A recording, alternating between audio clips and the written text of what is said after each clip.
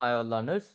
Market has corrected from 25 6,000 to 23,500 level as of now. Now, point is, in last my video, I shared that last 2 3 years we have seen a government spending. In this budget, government has focused on a consumption. कि चलो मैं infrastructure spending में ज़्यादा muted वो लोग हो गए and they have focus on a consumption के टैक्स रिलीफ दे देते हैं people will do lot of spending and from that we will earn indirect tax, they will invest in a market. So in that way government has given some relief. So it is um, not very good in terms of B2Gs जो infrastructure spending के लिए rally हुआ था last 2 साल में. So that we have seen got a some pause. This pause doesn't mean it's a permanent pause because government will not look at how market and major market participants are thinking. They have their own goal, own target कि मुझे ऐसे इस तरीके से route map they have there road map कि अगर मुझे defence railway PSU सारे जगह पे हम लोगों ने फोकस किया है. पीएसयू अब हटा दो. यहाँ पे रेलवे एंड डिफेंस में like last 2 years and energy sector में government was focusing. Now whether they will be stop spending थोड़ा ये हुआ है कि ग्रोथ एंड मार्केट आगे का सोचता है कि अगर अभी कुछ रोड मैप गवर्नमेंट के साइड से नहीं है तो हम लोग भी उसको डीरेट कर देंगे. So we have seen a derating in a particular like index market whatever you say. We have seen a profit sharp profit booking railway sector defense because they are not getting a EPS guidance. PE expansion हो गया था क्यों? क्योंकि EPS growth is also will be substantial and sync with the P expansion. वो जब भी वो desync हो गया, so what we have seen? We have seen a PD rating. Price fall हो गया मार्केट कैप कि मुझे 10,000 करोड़ का मार्केट कैप में दे रहा था. आज मुझे लग रहा है कि नहीं भाई अभी ग्रोथ नहीं है इसका 7,500 करोड़ ही मैं दे सकता हूँ. तो आप उसको देख रहे हो कि 30 40% का मेरा करेक्शन हो गया है. मैं जो वैल्यू दे रहा था मेरा पोर्टफोलियो डेंड में है 30%. ऐसे देखना चाहिए कि आपको आप उस पर्टिकुलर सेक्टर में कंटिन्यूअस अगर ग्रोथ देख रहे हो कहीं ना कहीं पे आपको प्रॉफिट बुकिंग भी करना चाहिए अगर 2 3 साल में किसी भी एक बिजनेस में रैली हुआ है. Second part is when to book profit, who knows me for a long time. So not a recommendation that he'll have to follow it. What I follow I am going to convey. Whenever I consider RSI not as a indicator, I consider RSI.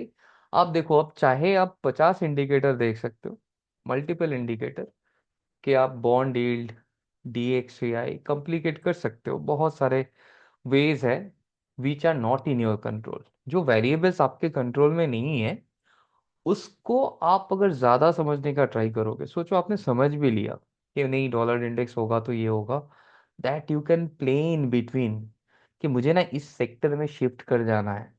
those things are important but those thing is not going to decide the entire journey. और you'll be say dollar index थोड़ा reversal हो रहा है which is good. Market is going to do good. Metal sector will do good. Dollar index अगर week है तो. Now point is if you keep one fixed indicator कि मुझे ये डिसिप्लिन फॉलो करना है कि अगर कभी भी मार्केट 75 76 RSI में चला जाता है I will reduce my exposure.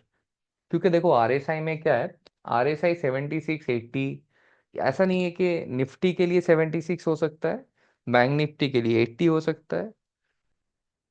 मैं जस्ट निफ्टी को मैं आपको बोल रहा हूँ बैंक निफ्टी का अलग हो सकता है. You can book your position in any leading benchmark कि ये तो 76% पीपल आर बुलिश. अभी यहाँ पे 76% पैसा बनाने का जगह ही नहीं है. हर कोई बायर नहीं हो सकता है और हर कोई बायर होके overall in benchmark 76 mean market is full of greed. When market is coming back to 35 40 level तब आप क्या देखते हो ओवरसोल्ड जोन में चला जाता है market. Now market has gone to oversold, no one is interested, everyone is saying that नहीं अभी तो पूरा इंडिया 4 ट्रिलियन से 1 ट्रिलियन हो जाएगा, ऐसा नहीं होगा. तो that is the time, no. Only thing is market will again rise. You need to focus on which are the sector in this uptrend will lead and some may go in a sideways. क्योंकि सारे लोगों ने 2-3 साल से अगर EPS acceleration किया है, उसमें अगर ग्रोथ इन सिंक नहीं है तो वो थोड़े देर के लिए पॉज लेंगे. क्योंकि B2G बिजनेस इंफ्रास्ट्रक्चर स्पेंडिंग के ऊपर होता है. इंफ्रास्ट्रक्चर स्पेंडिंग जैसे होता है, उसके बाद कंजम्पशन भी होता है. कि आप अगर इतना सारे अच्छा रोड रास्ता बनाओगे वहां पे, या मूवी थिएटर का इंफ्रास्ट्रक्चर धीरे धीरे आने लगेंगे, या स्टेशन. इंफ्रास्ट्रक्चर से क्या होता है, कनेक्टिविटी. कनेक्टिविटी से अच्छा अच्छा गांव का रास्ता अच्छा हो गया है, इंफ्रास्ट्रक्चर अच्छा हो गया है, वहां पे केएफसी भी आ जाएगा. ठीक है. वहां पे एक आईटी कंपनी भी हो सकता है कि एक रूरल में रिमोट में छोटा आईटी कंपनी, कोई लड़का वहां पे आईटी में काम करता था, वो छोटा मोटा स्टार्टअप कर देगा if he is getting a same kind of a infrastructure, internet facility, सारी चीजें. तो so that will change. Infrastructure spending is the backbone of our consumption. Infrastructure जितना अच्छा होगा, in future आपका spending उतना अच्छा होगा. Direct tax collection. So this time government has focus, ठीक है मैंने इंफ्रास्ट्रक्चर में इतना स्पेंडिंग कर दिया है, तभी चलो मैं कंजम्पशन में फोकस करता हूँ, नेक्स्ट में भी again they will do. So you need to keep on focus on. अभी 1 साल का वो पॉज पीरियड किसी को शायद हजम नहीं होगा unless some kind of a, कि ये पर्टिकुलर तो कंपनी स्पेसिफिक होना चाहिए कि कंपनी क्या कर रहा है strategically, whether completely they are dependent on a B2G. Defence companies are dependent. तो उसमें अलग से देखना है कि किस क्या क्या पेंडिंग ऑर्डर्स है, ग्रोथ में इम्पैक्ट है या नहीं. फ्लैट रिजल्ट आएगा तो जितना पी मिल रहा था कि सब्सटेंशियल एलोकेशन होगा, इसको प्रोजेक्शन में दिया जा रहा था, so that is not there. So so my point is whenever market goes on a 75-76 zone, so try to book or reduce exposure. Everyone is different. Nothing is like one cannot say I'm right, he's right, trader is wrong, investor is right. You'll have to understand 99% people in market are trader. uh, चाहे वो DII हो, FII हो, but जो story है India का वो stagnant, वो upward journey में है हम लोग. अभी हम लोग अगर बिजनेस, इंडिविजुअल बिजनेस में फोकस करेंगे तो वो अलग स्टोरी है. तो हम लोग को देखना चाहिए कि कौन सा बिजनेस बहुत अच्छा हो सकता है. वैसे इन्वेस्टिंग स्टोरी को देखना चाहिए. अगर आप अपॉर्चुनिस्ट हो, आप ट्रेड करो, इन्वेस्ट करो, जो भी करो, बट ऐसा नहीं है कि क्लूलेस, कि आपने क्यों किया पता नहीं है. ऐसा कभी किसी कंपनी में मत करो जहां पे बहुत सारे multiple variables are there. Like a raw material is a variable, policies are variable, which are having a high impact. Any kind of a industry, China as a competitor is having a high impact. So chemical जैसे industry, so metal. So these are the companies are having a high impact. Understand that which are the company having a moat. इतने सारे impact भी नहीं है और mode भी है. बहुत सारे कंपनी है जो कंजम्पशन ड्रिवन है. आप सोचो ना, पिज्जा बर्गर ये सारी चीज, वरुण बेवरेज को क्या हुआ है, कुछ नहीं हुआ है. कुछ भी मार्केट हो जाए, बस. तो इस तरीके में I am not talking about this company.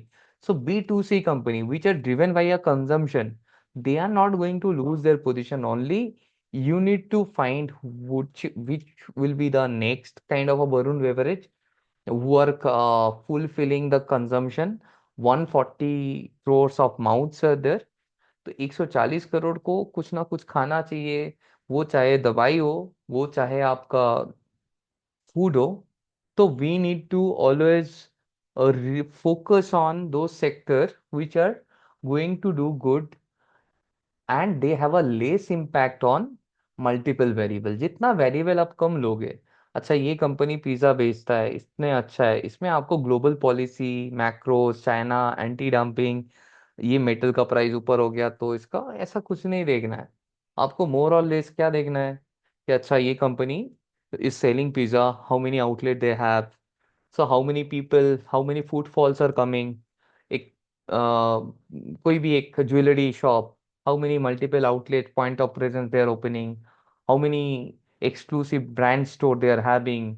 So those things one need to keep on thinking and analyzing, are they going to do good or bad? In this way, one should think when you are selecting a business. Apart from this, I just want to convey that say market अभी यहाँ पे है और नीचे आ सकता है, आ सकता है. Only you need to focus on where we are investing. Focus on promoter execution. That is a PE, what we say, price to earning. In whenever you are looking at a giant business, stable business, try to approach businesses which are making a new high when you are at an early stage of your journey. Many may do value investment, and value investment take your one or 2 year time. You will see that multiple chemical stocks are at a 52-week low, and few stocks has moved. Maybe you may be finding, okay, fine, these are very good, and you'll be chasing, but you really don't know what are the variables. When you don't know the variables, what are the things can impact this particular business? Unless you are becoming specialized in a particular one or two business, even from a sector. Chemical sector को पूरा समझना नहीं है, एक और दो business को भी आप अगर समझ लेते हो कि मैं फ्लूरिन को समझूंगा, ठीक है, और फ्लूरिन ने मैं अच्छे से एक डिसीजन लूंगा कि क्या क्या फ्लूरिन को इम्पैक्ट कर सकता है. इस तरीके का बिजनेस को आप अगर समझोगे, it will take lot of time when you are doing it. Try not to complicate your investment theory. जहां पे आपको लगता है कि नहीं, फार्मा का कंजम्पशन चल सकता है, ओवर द काउंटर प्रोडक्ट बहुत अच्छा कर सकता है, या कोई भी बिजनेस चेन जो I consider FMCG and pharma almost same. FMCG is a having a low margin business. Pharma is a high margin business with lot of regulation. Whether it is a approval, patent, all this thing. So those you need to track. So it's more of a active investment. When you are tracking, you need to track really that what are the things are happening, how many patents they are getting, what are the long term contract they are having. वो जितना आप simple कर दोगे, जितना अच्छा contract आएगा उतना अच्छा रेवेन्यू आएगा. सिंपल चीज है. और वही चीज अगर, और इसमें अच्छा मार्जिन है, और the way people are going on a unhealthy lifestyle. Suppose सबको समझ में नहीं आता है कि मुझे सीडीएमओ वगैरह समझ में नहीं आता है, डायग्नोस्टिक सेंटर कहीं ना कहीं पे हॉस्पिटल, डायग्नोस्टिक सेंटर, इसमें क्या है, इसमें भी पॉइंट ऑफ प्रेजेंस का है, और ये स्पेशलाइज सेक्शन है कि कोई भी डॉक्टर, मतलब कोई भी आके ट्रीटमेंट करेगा, आप ले लोगे क्या? So a hospital should have a very good network of a doctors. वो डॉक्टर रेफर करेगा किसी डायग्नोस्टिक सेंटर को, वैसे वैसे करके डायग्नोस्टिक सेंटर को भी. So you need to find out businesses which are having those networks और interlink. They have there Apollo hospital, Apollo diagnostic, kind of many new businesses are also coming, which one has to focus on. कि आपका frozen food का dealership है से, और आप frozen food किसी एक रेस्टोरेंट को दे रहे हो, वो आप ही का रेस्टोरेंट है, तो वो रेस्टोरेंट का सेल्स तो कंफर्म हो गया, आपका भी सेल कंफर्म हो गया. मतलब वो रेस्टोरेंट तो सेल कर रहा है, कोई आ रहा है खा रहा है उस पर्टिकुलर रेस्टोरेंट से, and you are supplying them the frozen foods. Your sales is getting also secured, though it is a related parties transaction to sustain your business. So you are doing it. Now, when you are adding more and more pockets, so that is also a model which one should look at. In diagnostic center में भी ऐसे होगा कि Apollo hospital का जितने सारे diagnostic होता है, अपोलो डायग्नोस्टिक में ही होता है. So these are interlinked business, and strategically they have opened. So if we are focusing on finding कि एंजल, कोई भी ब्रोकर हाउस का ले लो, एंजल वन हो, या कोई जेम फाइनेंशियल, या एबीसीडी, बहुत सारे, CDSL, MCX, I don't take it any of it as a recommendation. इसमें कुछ मोट हम लोगों को दिख रहा है. It is not having a impact कि चाइना में क्या हो रहा है. It is not having a impact कि बाहर क्या हो रहा है. इन्वेस्टमेंट होगा, बाई सेल होगा, और हम लोग वहां से CDSL, NSDL, MCX will earn money. So these are the thing. The more you simplify your investment rational, जब तक आप स्पेशलाइज नहीं हो, आप नहीं हो, फिर भी आप होना दिखाना चाहते हो कि सबको दिखाने के लिए कि मैं तो देखो मैंने इसमें लिया है, उसमें लिया है. So you will become restless कि मार्केट गिरेगा, then you have no clues. So that is one point I just want to convey कि जितना सिंप्लीफाई करके आप सोचोगे, one. And second, how you people look a fundamental, if you look in a little different way. So whenever you go in a particular application, you see profit and loss, balance sheet, cash flow in a different tab. But those all are interconnected. You are unable to connect exactly what is wrong going on in a particular business apart from sales growth, profit growth और कुछ problem है क्या? बाकी तो आपको दिख रहा है सेल्स ग्रोथ, प्रॉफिट ग्रोथ. आप देखोगे मैं यहाँ पे एक मेरा टेम्पलेट है. So where I have shown कि company is doing a good profit growth. तो उसका 49%, 22% ग्रोथ है. मैंने क्या दिया है? Sales growth above GDP 20 points मैंने दिया है. सेकेंड, प्रॉफिट मार्जिन 14-15% है, which is a good margin. I have given again a decent margin 20/20. Now generated growth in profit 17-14% का ग्रोथ है, fine. 20/20 I have given.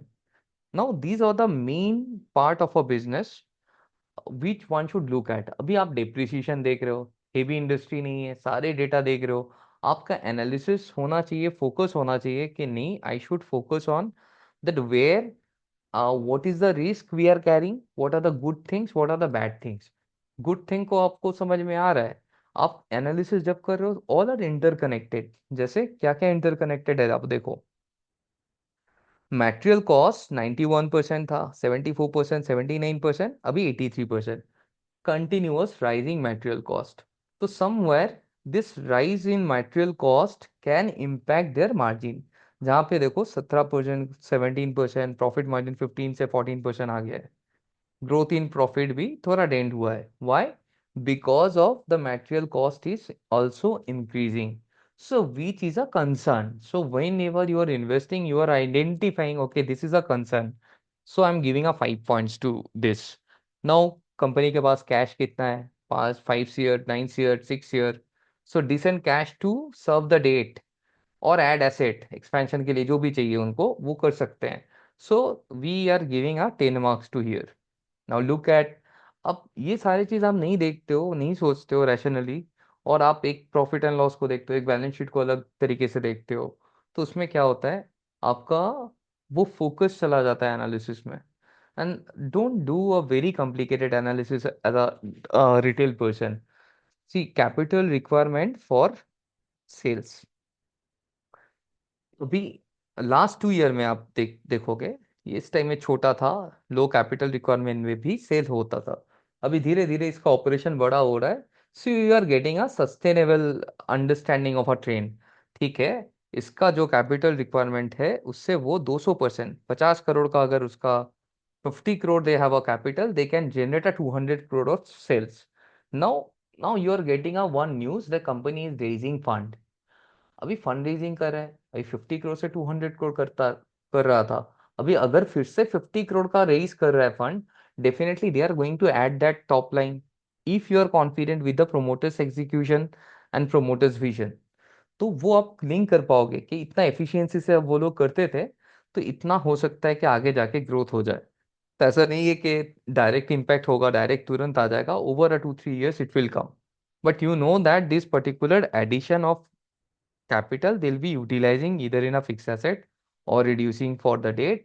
So one or other way, this may give a good boost to the EPS. And as a shareholder, our focus should be on a good business where profit is in uptrend, earning is in uptrend. If any small variable and dent is coming, we need to note it down कि कहाँ पे क्या problem है. चलो कि creditor position versus, देखो, inventory holding for sales. company, if it they are holding 15% inventory, 16% inventory, 15% inventory of sales, तो ये ट्रेंड के हिसाब से है. अगर 100 रुपीज का सेल हो रहा है तो 15 रुपीज का रॉ मटेरियल उन लोगों के पास रिजर्व में है. So that is also under trend and as per the trend. So we are giving a 10 marks. Now debtor position to sales 3%, 17%, now 26%. Now it is in a rising. Credit sales, debtor मतलब क्या होता है? जो sales आप credit में करते हो. So when it is in a rising trend, that shows that you are unable to realise those debtor. We need to relook at whether there is a long term bad debt provision they have done और not, कि कुछ realise नहीं हो रहा है, कोई debtor 1 साल से पैसा नहीं दे रहा है, क्या हो रहा है. तो that is why I have given a 5 marks.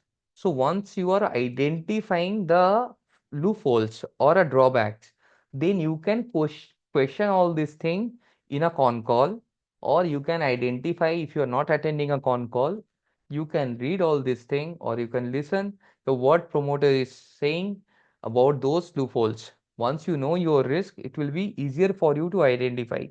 Now, creditor position versus purchase.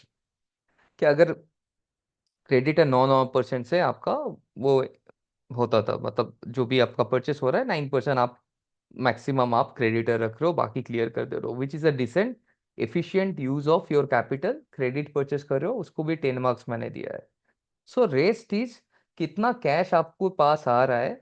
Last 3 साल से कंपनी शोन है 19 crore of cumulative profit, whereas cumulative cash flow from operation is coming 1। तो 18 करोड़ का भी मार्केट, मतलब कहीं ना कहीं पे वो बिजनेस में वापस आना है, आया नहीं है। That is also a red flag which I have given a high impact 20 marks दिया है इसको, और उसमें उनको मार्क्स एलोकेट किया है 5। So overall when point of concern non realisation, ठीक है, जो डेटर ब्लॉक हो रहा है continuously, that is our point of a concern which we have already here also mentioned 5. So overall on 190 I have given a 84% marks to this particular business। कहाँ कहाँ पे concern है मुझे पता है। तो ये सारे चीज़ों को आपको, अगर you are able to find out apart from a general template कि कहाँ पे क्या प्रॉब्लम हो रहा है, कि यहाँ पे नॉन रियलाइजेशन है इजी वे में, so I think that it will help you to do a better, कि आप जो भी कंपनी आपके पास है, आपको वैसे एनालिसिस कर सकते हो कि आपने कुछ गलत लिया, कहाँ पे इम्पैक्ट आ रहा है, कब वैल्यूएशन अच्छा हो सकता है, कौन कॉल में जाके क्या देखोगे, एनुअल रिपोर्ट में क्या फाइंड आउट करोगे, अगर आपसे मिस हो गया, that also you can find out. Okay, thank you everyone. I hope this video has will help you, and do let me know in comments